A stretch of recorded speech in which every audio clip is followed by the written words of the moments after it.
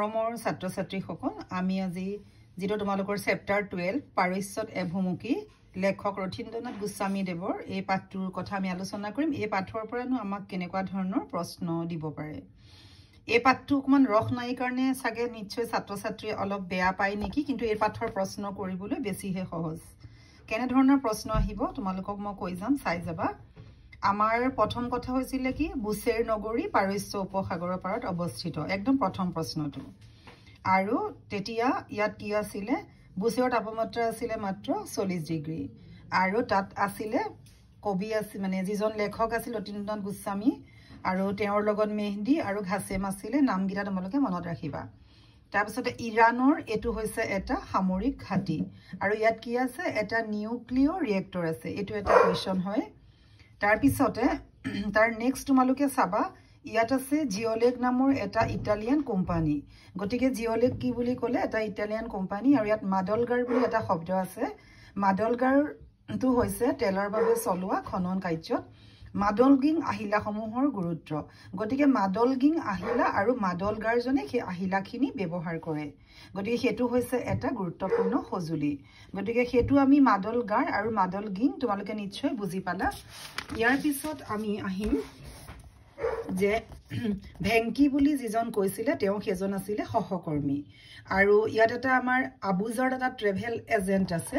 সেইটো হৈছে আবুজাৰ এটা ট্ৰেভেল এজেণ্ট আৰু তাত মানে টিকট কাটা হয়। তাৰ পিছতে আমি ইয়াত ইৰাণীসকলৰ বিষয়ে পাম। ইৰাণীসকলৰ নৱবৰ্ষৰ বিষয়ে লিখিবলৈ আহেও আৰু সেই কথাখিনি খুব ধুনীয়াকৈ কোৱা আছে, তোমালোকে সেইখিনি চাবা। তাৰ পিছত ইয়াত আগা শব্দৰ এটা অৰ্থ আছে, শ্ৰীযুতৰ অৰ্থাৎ মানে সন্মানীয় শব্দ বুলি কয়। আগা মানে শ্ৰীযুত, আমি শ্ৰীযুত যিটো কওঁ সেইটো। তাৰ পিছত আমি ইয়াত চালো ডাটা ইঞ্জিনিয়াৰ, তেওঁ তাত কি কৈছিলে, আমাৰ ডাটা ইঞ্জিনিয়াৰ জাভাত বুলি কৈছিলে। গতিকে সেইটো এটা প্ৰশ্ন হ'ব পাৰে। তাৰ পিছত ইয়াত আছিলে আমাৰ যে ইৰাণৰ পাৰমাণৱিক কাৰ্যসূচীৰ মূল কেন্দ্ৰ হৈছে নাটঞ্জৰ ভূগৰ্ভত থকা প্ৰকল্প। সেইটো এটা আমাৰ প্ৰশ্ন হ'ব পাৰে। যিহেতু বুচেৰ এখন সৰু নগৰ, গতিকে তাৰ সকলোখিনি কথা সুন্দৰকৈ পৰিকল্পনাৰে সৈতে যিটো বৰ্ণনা সেইটোৱে আছিলে। আৰু ইয়াত আছিলে আমাৰ ফাৰ্চী ভাষাত কেইটামান শব্দ ব্যৱহাৰ হয়, যেনে মামনুন, খেলে মামনুন, মেৰ্চি। গতিকে এই শব্দকেইটাই ধন্যবাদ বুজায়। এইটো এটা আমাৰ ইম্পৰ্টেণ্ট কুৱেশ্যন আহি থাকে। আৰু বাকী ইৰাণীসকলৰ চহৰখনৰ বা ইৰাণীসকল কেনেকুৱা, এইটো খুব সহজ। তোমালোকে যদি মন কৰা যে ইৰাণীসকলে যথেষ্ট ধুনীয়া সাজ পোছাক পিন্ধে, তেওঁলোক দেখিবলৈ বহুত ধুনীয়া হয় আৰু তেওঁলোকে কিন্তু বোৰখা নিপিন্ধে। গতিকে তেওঁলোকে টি চাৰ্ট, জিন্স, কেটছ আদিবোৰ নিপিন্ধে। তেওঁলোকে খালি স্কাৰ্ফেৰেহে মূৰটো ঢাকি লয় আৰু সেইখনক কি বুলি কয়, হিজাব বুলি কয়। গতিকে সেইখিনি কথা তোমালোকে জানিব লাগিব। আৰু এইটো লিখিবলৈ বহুত ধুনীয়া, তোমালোকে এইটো প্ৰশ্ন লিখিবা। আৰু বাকী আমাৰ ইয়াত মেচিনত তৈয়াৰী ৰুটি বা নান বুলি কয় ন, আমি নান বুলি কওঁ, সেইখিনি কথা ইয়াত তেনেকুৱা কিছুমান যদি আহে 1 নম্বৰ কুৱেশ্যন তোমালোকে দিব পাৰিবা। তাৰপিছত যে বুচেৰত আচলতে খেজুৰ আছে, খেজুৰটো বিখ্যাত বুলি কৈছে সেইটো কথা। আৰু তাৰ চাইনবোৰ্ডবোৰ কি ভাষাত লিখা আছিলে, পাৰ্চী ভাষাত লিখা আছিলে। গতিকে এইখিনি কথা আমি জানিব লাগিব। পাঠটো যদিও দীঘল, সম্পূৰ্ণভাৱে তোমালোকে পঢ়িবা যে অসমীয়া ভাষাত যিবোৰ ফাৰ্চী শব্দবোৰ ব্যৱহাৰ, ফাৰ্চী ভাষাৰ শব্দবিলাক আছিলে যিবোৰ অসমীয়া ভাষাত ব্যৱহাৰ হোৱা। গতিকে সেইখিনি কথা তোমালোকে চাবা। কেঁচি, দোৱাত, চিয়াহী আৰু চিচা এইটো হৈছে অসমীয়া শব্দ। গতিকে এইকেইটাও তোমালোকৰ প্ৰশ্ন আহে। আৰু তাৰপিছত আমি প্ৰত্নতাত্ত্বিক, ঐতিহাসিক, সাংস্কৃতিক কীৰ্তিস্তম্ভৰ যোগেদি ইৰাণৰ প্ৰাচীন সভ্যতা আজিও সজীৱ হৈ আছে। কিহৰ যোগেদি আছে, প্ৰত্নতাত্ত্বিক, ঐতিহাসিক, সাংস্কৃতিক কীৰ্তিস্তম্ভৰ যোগেদি। গতিকে এই 4টা তোমালোকে লিখি দিবা। তাৰপিছত তোমালোকে চোৱা মেডেছসকল, মেডেছসকলক ৰজা চাইৰাছে উত্তৰ ইৰাণৰ মেডেছসকলক পৰাস্ত কৰি ইৰাণবাসীক একগোট কৰিছিলে। কোনে কৰিছিলে, যে চোৱা চাইৰাছে কৰিছিলে। কাক কৰিছিলে, মেডেছসকলক পৰাস্ত কৰিছিলে। গতিকে এইখিনিতে আমি আৰু এটা প্ৰশ্ন জানিব লাগিব যে খ্ৰীষ্টপূৰ্ব 529ত চাইৰাছৰ মৃত্যু হোৱাত ৰজা ডৰিয়াছে সাম্ৰাজ্য প্ৰসাৰৰ প্ৰয়াস কৰিছিলে। গতিকে এইখিনিতে আমি জানো আলেকজেণ্ডাৰৰ আগমনে চাইৰাছৰ পাৰ্চপলিছ সাম্ৰাজ্যৰ পতন ঘটিছিলে গতিকে পাৰ্চেপলিছৰ কেতিয়া সাম্ৰাজ্য ঘটিছিল যেতিয়া আলেকজেণ্ডাৰ আহিছিল তেতিয়া তাৰ আগলৈকে তেওঁলোক আছিলে গতিকে এইখিনি কথা আমি গম পালো তাৰ পিছতে জেৰেষ্টিয়ান ধৰ্মই ৰাজধৰ্ম হিচাপে স্বীকৃতি লাভ কৰিছিলে জেৰেষ্টিয়ান ধৰ্ম হেতু জানিব লাগিব ৰাজধৰ্ম হিচাপে আছিল জেৰেষ্টিয়ান ধৰ্ম 350 বছৰ পাৰ্থিয়ান শাসনৰ পিছত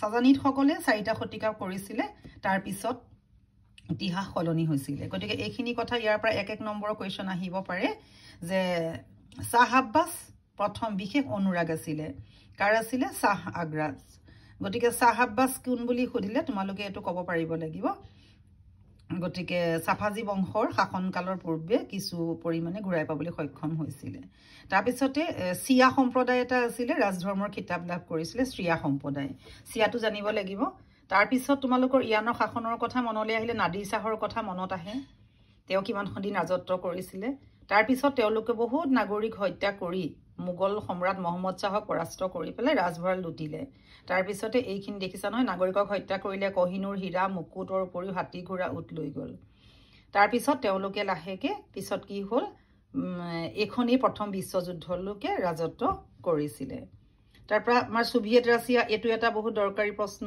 আছে ইয়াত তোমালোকে চাবা তাৰ পিছতে আৰাস নদীৰ উত্তৰত থকা সকলো অঞ্চল সোভিয়েট ৰাছিয়া দখল কৰিছিলে তাৰ পিছতে 1979 চনত প্ৰথম বিশ্বৰ মানে যেটো আমাৰ বিখ্যাত ধৰ্মীয় বিপ্লৱত পহিলা এপ্ৰিলৰ পৰা ইৰানে ইছলামী গণতন্ত্ৰ হিচাপে স্বীকৃতি লাভ কৰিলে আয়াতুল্লাহ খুমেনি আছিল গণতন্ত্ৰৰ প্ৰতিষ্ঠাপক এটো আহিব দেই ইম্পৰ্টেন্ট তাৰ পিছত ইয়াৰ মাজত এইকিটা মই সৰু প্ৰশ্ন কলো ডাঙৰ প্ৰশ্ন তোমালোকে মই কৈ দিছো নহয় বুছেৰৰ কথা লিখি মানে তোমালোকৰ ইৰানৰ বিষয়ে লিখিব লাগিব জাগ্ৰাছ পৰ্বতটো দেখিছা জাগ্ৰছ তৈল ক্ষেত্ৰ আছে গেছৰ ভাণ্ডাৰ আছে গতিকে এইখিনি তোমালোকে লিখিবা টোটেল কোম্পানী তাৰ পিছতে আমাৰ ইয়াত এনেকে আহি গুটেইখিনি পঢ়িবা কিন্তু তোমালোকে নপঢ়া বুলি মই বাৰে বাৰে কৈ দিছো দেই সৰ্বোচ্চ শৃংগৰ উচ্চতাটো চোৱাচোন জাগ্ৰাছৰ 4500 মিটাৰ তাৰ পিছত ইয়াত চোৱা সিৰাজ আহৱাজ ইছফাহান নাটনজ মাজাদ ইয়াজ তাবৰিজ হামাদান কাৰমান আৰদাবিল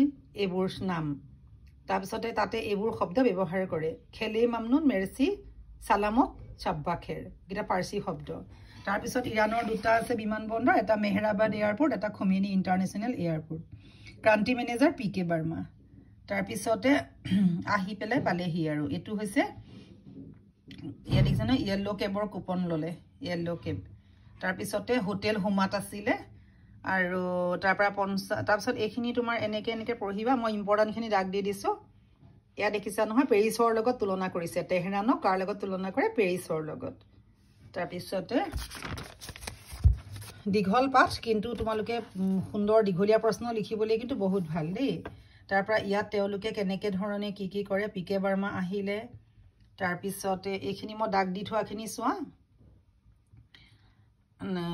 পাৰস্য উপসাগৰীয় এলেকাত মধ্যজীৱী মহাকল্পৰ শিলাস্তৰৰ বৃহৎ পৰিমাণৰ তৈল সম্পদ মজুত আছে তাত এইখিনি আমাৰ কোপাকলৈ আছে চোৱা ইছলাম বাৰ্জাৰ কি আহিব তে লিখিবা যে নাজিৰাৰ পৰা নাইজেৰিয়া দুলিয়াজানৰ পৰা ডুবাইলৈকে তেহৰানৰ পৰা টেক্সাছলৈকে পৃথিৱীৰ সকলো তৈল ক্ষেত্ৰ ওচৰে পাজৰে আছে ইছলাম বাৰ্জাৰ কি এটা বহুৰাষ্ট্ৰীয় কোম্পানী দেই তাৰ পিছতে ইছলাম বাৰ্জাৰৰ কোম্পানী ইছলাম বাৰ্জাৰ প্ৰতিযোগী কোম্পানী হেলিবাৰ্টন বা বেকাৰ মূলত আমেৰিকাৰ কোম্পানী এটো জানিব লাগিব তাৰ পিছতে আমি আহিলো আজাদি স্কোয়াৰ আজাদি 45 মিটাৰ উচ্চতাত স্মাৰকটোত এটা সংগ্ৰহালয় আছে খুমেনিৰ মৃত্যু দিৱসত ধৰ্মীয় নেতাসকলে ইয়াৰ পৰা ৰাষ্ট্ৰক উদ্দেশ্যি ভাষণ দিয়ে এটো ইম্পৰ্টেন্ট তাৰ পিছতে নৰুজটো আহিব নৰুজৰ তোমালোকে কাহিনীখিনি লিখি দিবা কি কৰে তাৰমানে তেওঁলোকে কিনি পাৰিবা লিখিবা কেতিয়া পালন কৰে মাৰ্চ মাহৰ 20 পৰা 22 তাৰিখৰ ভিতৰত তাৰ পিছতে জুৰাষ্ট্ৰিয়ান ধৰ্মটো আমি পাইছো ইৰানৰ মূল ধৰ্ম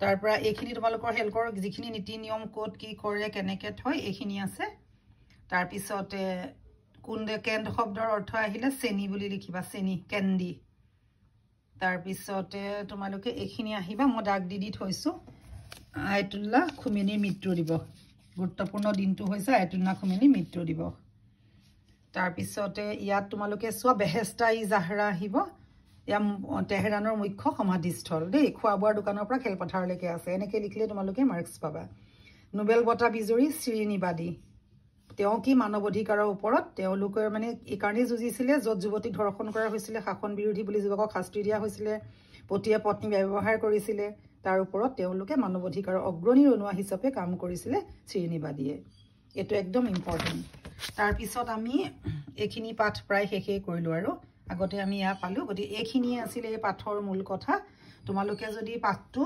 পঢ়িবা আৰু পঢ়িছা ৰিভিজন মই আকৌ তোমালোকক খৰাই দিছো কিবা কোৱেশ্চন বাকি থাকে বুলি তোমালোকৰ যদি সহায় হৈছে ভিডিওৰ পৰা নতুনকে বহুত আহিছা তোমালোকে এটা সাবস্ক্ৰাইব কৰিবা মই অনুৰোধ কৰিছো মোৰ এটাই অনুৰোধ কাৰণ তোমালোকৰ কাৰণে সহায়ৰ যদি হৈছে সদায় মই এইখিনি কষ্ট কৰিছো তোমালোকে খালি মোক লাইক এটা কৰিবা যেহেতু পৰীক্ষা আমাৰ সমাগত লাইক এটা কৰিব নাপাহৰিবা নতুনকৈ অহা সকলোখিনি সাবস্ক্ৰাইব কৰিবা পাহৰি নাযাবা থ্যাংক ইউ